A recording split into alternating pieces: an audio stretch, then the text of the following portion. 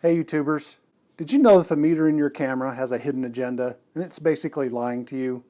Well, if you didn't, I'm going to demonstrate that it does, and then I'm going to tell you what to do about it to improve your photos. Stay tuned. Oh cool, black piece of construction paper. I've got to take a picture of this and share it with my friends. 1/8 of a second at f2. Interesting. Whoa, now it's a white piece of construction paper. Awesome. I can't wait to share this with my friends. 1/80th of a second at f2. Weird. All right, this is awesome. I cannot wait to look at these. So that's, wait, where are the pictures I took? These are both gray. Son of a... Okay, so what gives? Well, what gives is your meter is calibrated to a standard. And that standard is going to be followed by that meter no matter what. Well, unless you help it a little bit. We'll get into that. What is the standard? Well, the standard is called 18% gray. So really what your meter is trying to do is to get all your photos to look like this. Well, not literally, but if you took all the pixels in your photo and mixed them all up randomly, you'd get a tone just about like this if the meter thought it had done a perfect exposure. Exacerbating that is the fact that most of the cameras on the face of the earth that have a built-in meter are using reflective metering.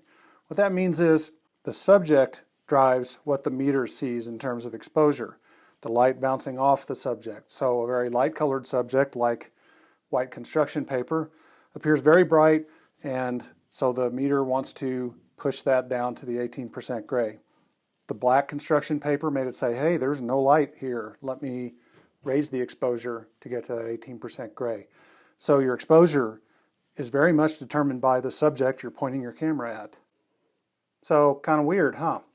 Well, for most of your shooting, it's probably okay. You're going to have a mix of light and dark areas, and meters are pretty smart these days, so they'll figure out kind of if you're shooting a portrait.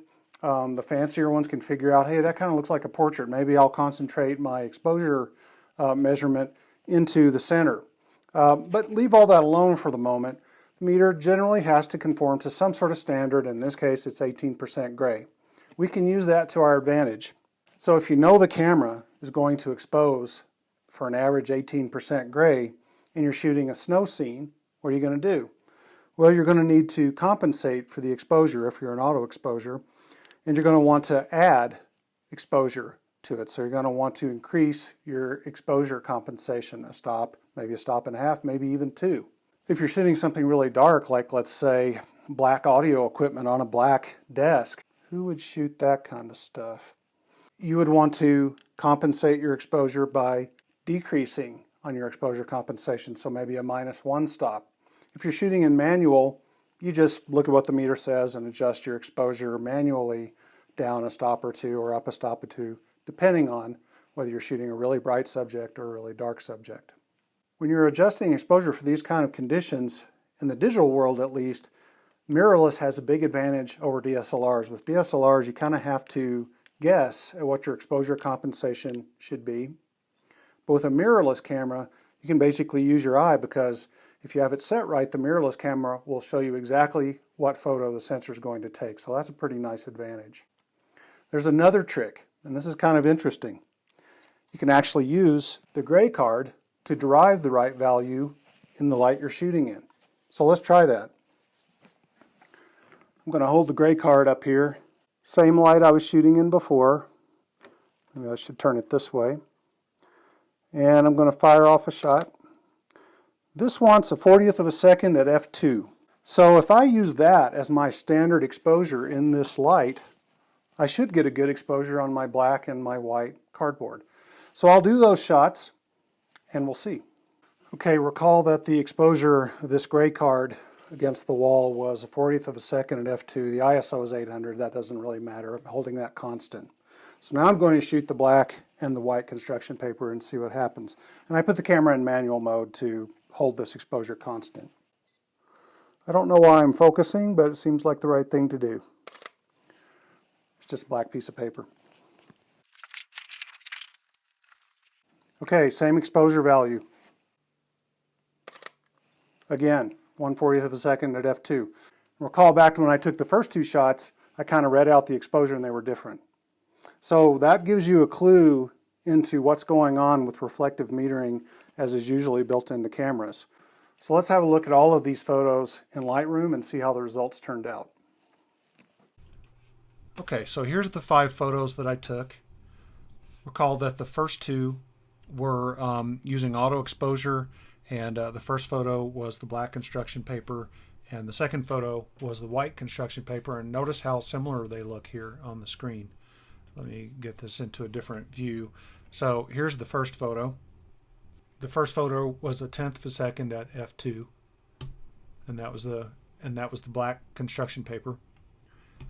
And then the next photo was at 1/80th of a second at f2, same ISO. And you can see how similar those are. Again, that's because the meter is trying to push these exposures into the 18% gray range. The third shot here, that is of, obviously I didn't focus it, but that's of the gray card. So that does come out a bit darker than the prior photos, but you get the idea. So the next photo is where I used the gray card to set my manual exposure. And I set that manual exposure based on this exposure, a 40th of a second at f2. And now here's the black paper and here's the white paper. So not 100% perfect. However, a whole lot closer to the actual value of the paper in terms of its lightness or darkness compared to the first 2 shots that I took.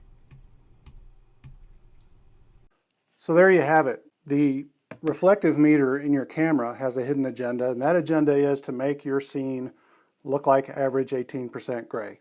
And if you know that, then you know how to compensate for it, and you can get better shots out of the camera before you go into post-processing.